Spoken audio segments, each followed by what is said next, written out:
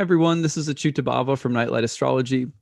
Today, I am joined by my friend Kat from The Creative Introvert, who is here to help me discuss one of my new upcoming classes and also to discuss ancient astrology source texts and why they can be kind of a bear and difficult to read, and also what the benefits of learning how to read them are. So, thanks for being here, Kat. Yeah, thank you. Looking forward to talking about it. The name of the course in itself, I think, was quite intriguing. It doesn't sound like anything that I've heard before. So, readings and passages. Can you tell us a bit more about the course and why you decided to create it? Right. And so I basically there's two aspects to the new course. And this new course is specifically for students who have either had prior training in Hellenistic astrology or who are in my first year program enrolled or have finished it. But I'm hoping that in time it will become a really valuable course for a lot of people. Um, there's basically two aspects or dimensions to the program. One is the readings portion, and the other is the passages portion. And basically, as a practitioner of Hellenistic astrology, with obviously with a background in modern astrology, so it's a little bit of a fusion at times of the two. What I've come to understand, like an abundance of technical, philosophical, historical, theoretical material out there on Hellenistic astrology, and yet there's very few people that sit down and say, here is here are craft workshops and how to use these techniques with live people, birth chart readings in the modern world. And that is something that in my first year program I address. In the last third of the program, I have live clients in the classroom. My students observe me reading for them. And then after the client leaves, we have craft breakdown sessions where I talk about how I read the chart, what decisions I made, maybe what regrets I had or what things I might have done differently. And that allows students to get into the internal workings of a reading. Because in my humble opinion, astrology is really good at telling you how to do stuff or how stuff works, but it's not good at telling you how to apply it to live people. That's always sort of been figure it out, right?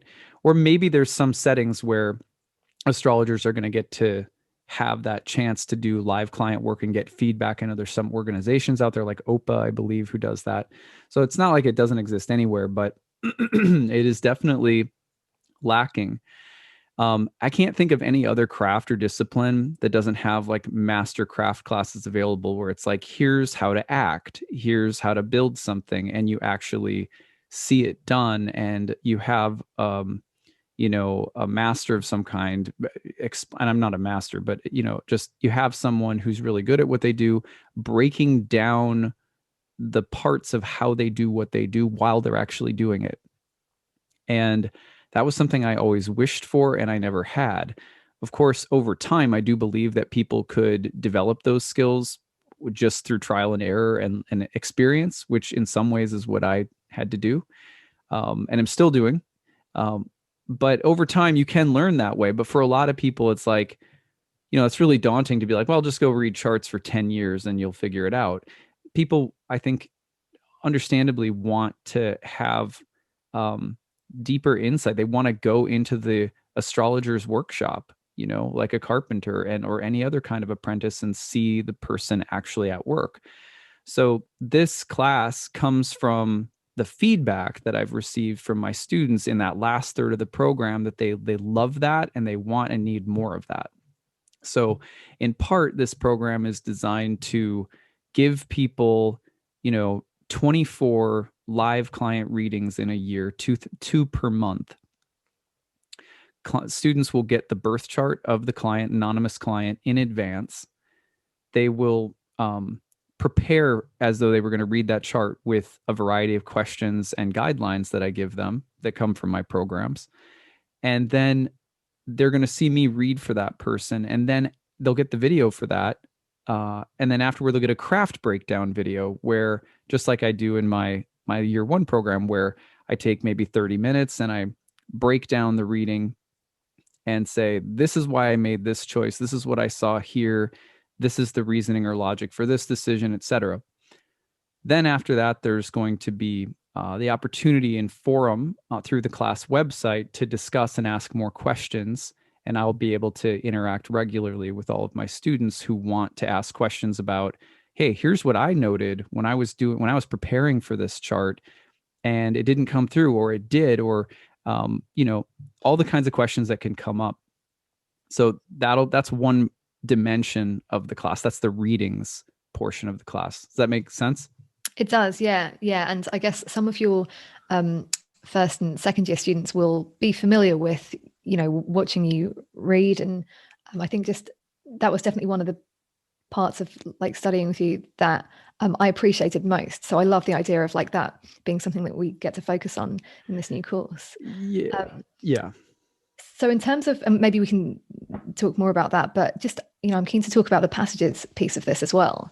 So I think, studying ancient texts can be very overwhelming, and we might have like heard of a lot of different ancient authors, but as soon as we attempt to read some of it, it's like, this is like a whole other language, even if it isn't English. So can you tell us more about the passages piece as well? Yeah, totally. And actually got an example from a text that I've been reading recently that I thought I would share. It's not right now, this passage is not a part of the curriculum that I've developed, but I'm just using it as an example. So the other piece of the program, you've got readings and passages. Passages portion of the program is trying to address the other thing that my students seem to struggle with the most and often ask for more content on, but it's always been a matter of time, and it's felt like this Herculean, like, how could I do this?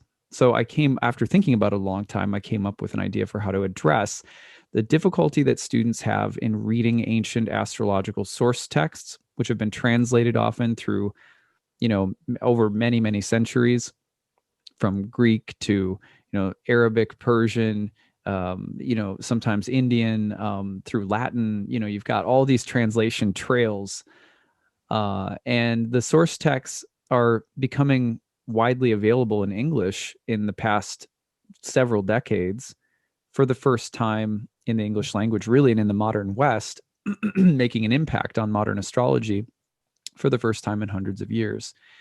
And it was the work of people like Chris Brennan and Demetra George, who are probably widely recognized as two of the leading kind of historical Hellenistic traditional astrologers.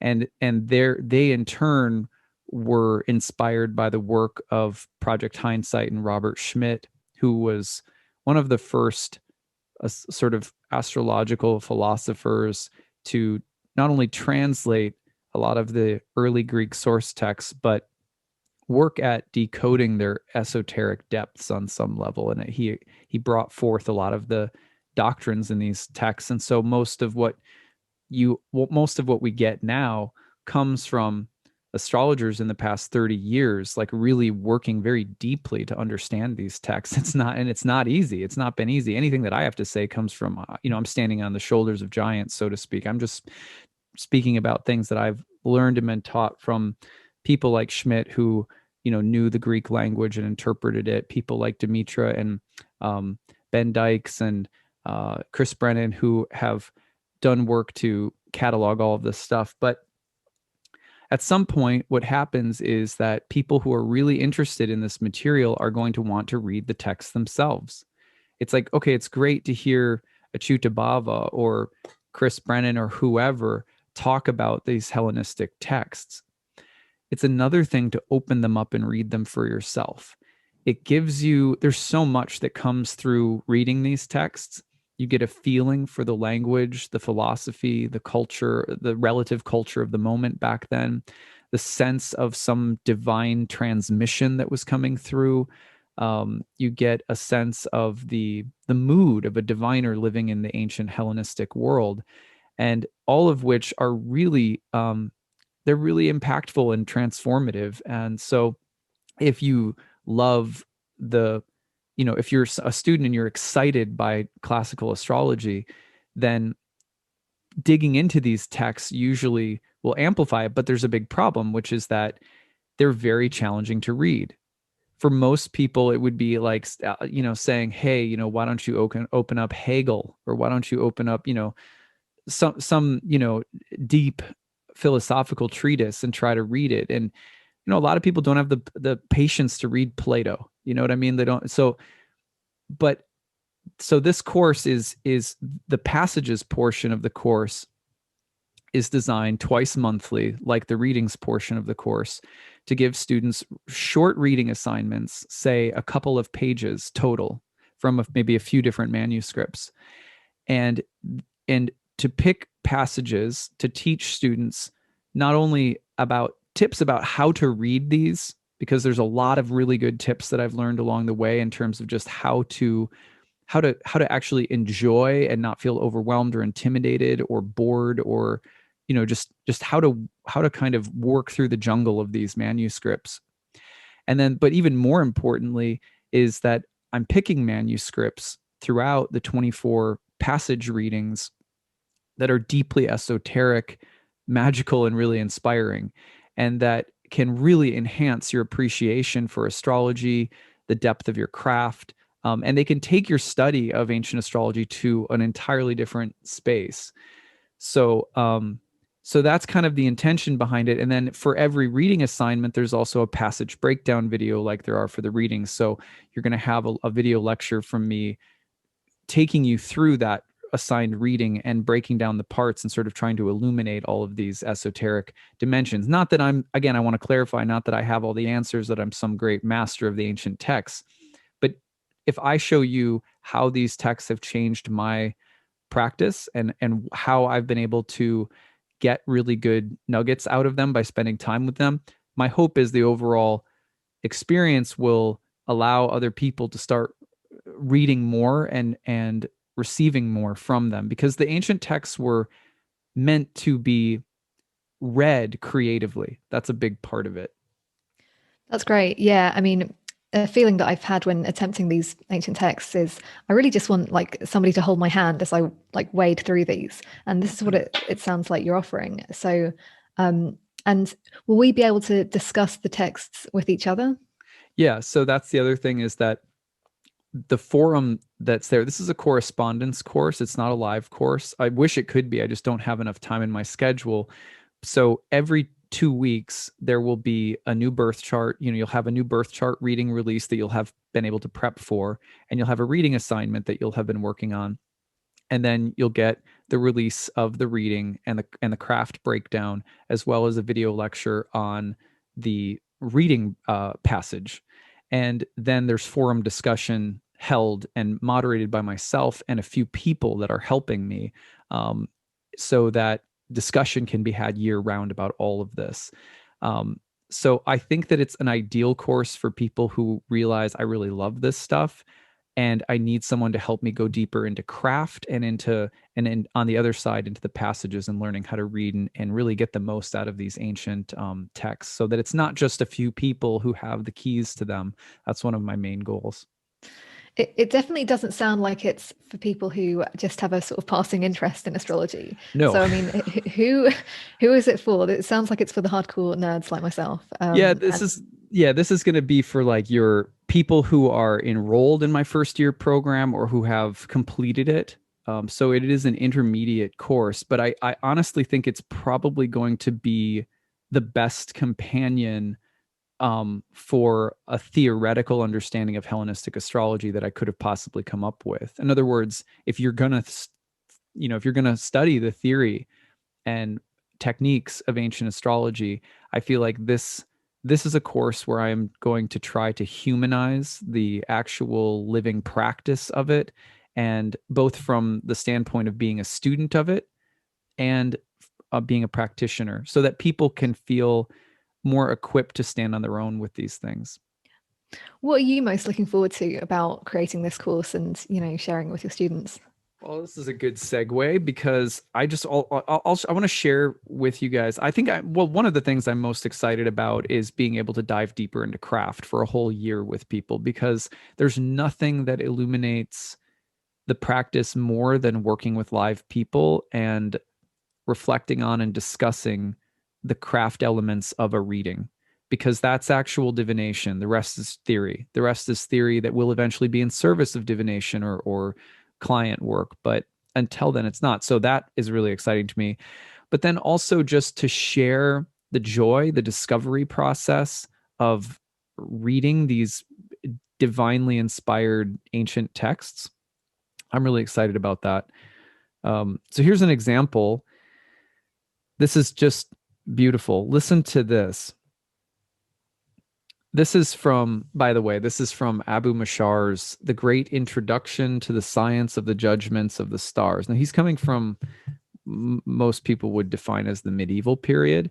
So this probably wouldn't be a text that I would use. I'll probably rely on Hellenistic texts that are older. But he is reporting on doctrines that come from the Hellenistic era and often citing Hermes, for example, or Ptolemy and others. And this is and this, by the way, I had an academic version of this translation and it was really expensive. And then I was like waiting on this particular text to come out from Ben Dykes because it would, it would be affordable. And Ben is also a really amazing translator and, kind of, he's someone who's really done a lot of work to hold people's hands through reading this material and made it very accessible too. So, I feel like I'm really inspired by his work in that regard and others too, obviously. But at any rate, this is The Great Introduction by Abu Mashar. And this is a section where he's talking about the shares of the planets and the signs. And he says this is really interesting. Except that the ancients called the moon the planet of the sun. Okay, so first of all, if you were to be reading that, you'd be like, wait a sec, what?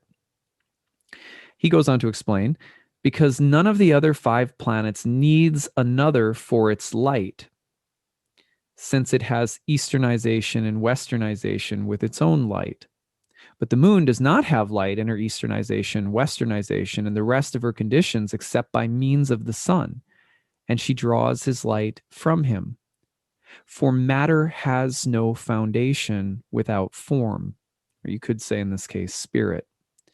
For matter has no foundation without form. The form manifests nothing without matter, and matter is in need of form, which is what presides over nature. And the moon is the matter, and the sun the form. So the moon's activity does not manifest except by the means of the sun. So due to that, they called her the planet of the sun.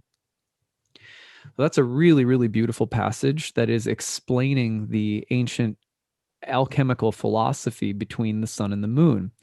But if I were using this as a passage in my course, what I've done in similar passages is to unpack every single line and then draw out a number of the different technical or not technical, but the technical, I guess you could say, the techniques that end up emanating from that philosophical statement, because that's how ancient astrology works. There are philosophical statements that are derived from astronomical observations and patterns. And then that becomes like the jewel at the center of a mandala. And from that center, the patterns, which become the different employable techniques in a reading, start to manifest. For example, where do we get the idea that in horary, the primary prognosticating planet is the moon? Why do we, for thousands of years, why has the moon been the one that astrologers will track in terms of the flow or course of events in a very tight window of predictive relevance? For example, I had someone who asked a question saying, will the treatment work or will I need surgery? Right? So in a horary, the moon is often going to be the prognosticating planet that shows us that. And people will just say, okay, so I'll go do that. But it really helps to know why we're doing that. Because once you know why we're doing that, then you have this deeper understanding of the moon that starts to inform your practice on a subtle level, on a level that you're not always even entirely conscious of, but it has a powerful impact over time. So in this case, for example,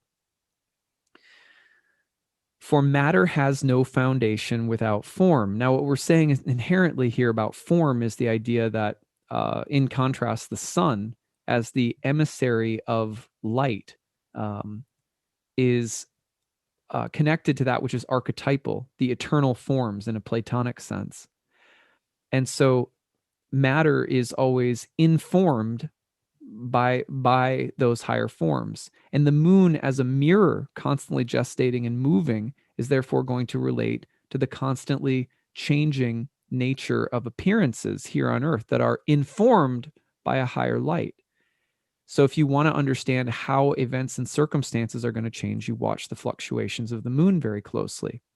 Here is a passage that could look to someone who doesn't have philosophical training or whatever, like just almost like a throw out piece of philosophy, right? And you don't always see it within the text connected to the passages where techniques regarding the moon are explained. So you have to juxtapose a philosophical section of the text with a technical section in order to understand how the technical is being arrived at. And that's the kind of stuff that I find that once students pick up on all of those things that are happening in traditional texts like that, that it's really empowering and exciting, because and also you as you're reading, you'll start noticing things yourself. You'll start making connections yourself, because the first principles are, there's always such a variety of interpretive maneuvers that can come from understanding those first principles. Yeah, it sounds like this is where like Hellenistic astrology and just a lot of older practices of this can really come alive. Because I think if you just have the technique, and I think a lot of people come to ancient astrology with maybe just some ideas of techniques and what you can do with it, but without this philosophical background. But when you have that, that's where yeah, it's just like the astrology that keeps on giving. Yeah. And and okay, so just to be fair, I'm certainly not suggesting that there's just one truth in these texts, or that there aren't conflicting ideas, right? So part of the joy is also in looking at over time how different ideas developed or changed or competed with one another, or and so forth, and trying to figure out, how did a planet come to be associated with this? Well, it starts off here, and here's another text where it ends up here. So some of the fun in the course will also be in looking at how different authors at different times looked at things, often with the same underlying philosophical principles in mind, but with a different conclusion being reached based on them. So that's another really, and getting into this though, as Robert Schmidt taught, and and and I think he did a really nice job of illuminating this, and this facet of his work was always really inspiring to me, is that, when you learn to read in this way, you're actually learning how to think astrologically. I mean, when you say readings and passages, the point is that we don't learn to read unless we do. We actually have the experience of working with people and seeing readings. But also, we don't learn how to do good readings unless we learn how to think philosophically and very deeply about astrology itself. And so this course is really trying to give people the tools to take all of this forward and be empowered to do those things themselves by seeing a little bit more under the hood. Like, what do I do in my spare time when I'm not making content, right? For YouTube, I study these texts and I read for people. And those are the two things that I haven't been able to like encapsulate in a course for people. You know what I mean? Because it's really hard to do that. And so this is at least the first step in that direction.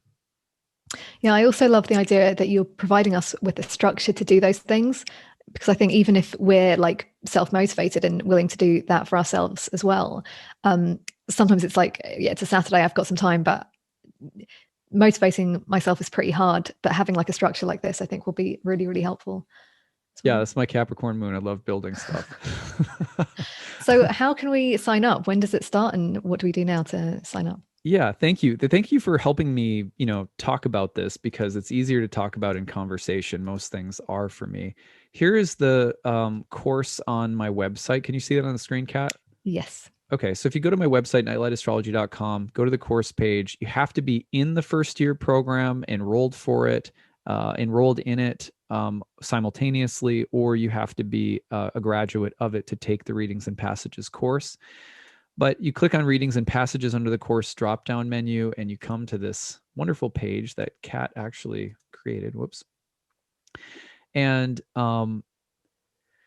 you'll see all the information that you need, what the course entails, lots of good stuff there. The start date for the program is December 3rd. That's the first Friday on which material will be released.